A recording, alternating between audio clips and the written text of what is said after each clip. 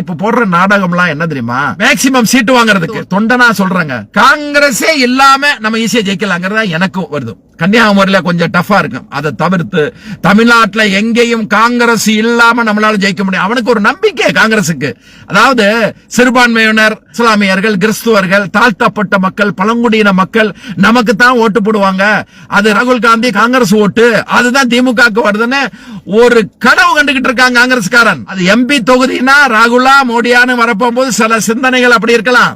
தமிழ்நாடுன்னு வரப்போகும்போது ஸ்டாலினா இல்ல எடப்பாடி பழனிசாமி தான் வரும். எடப்பாடி பழனிசாமி பாஜகவோட இருக்கிறதுனால கண்டிப்பா ஓடுவாங்க. அது காங்கிரஸ் இருந்தாலும் சரி இல்லாட்டாலும் சரி.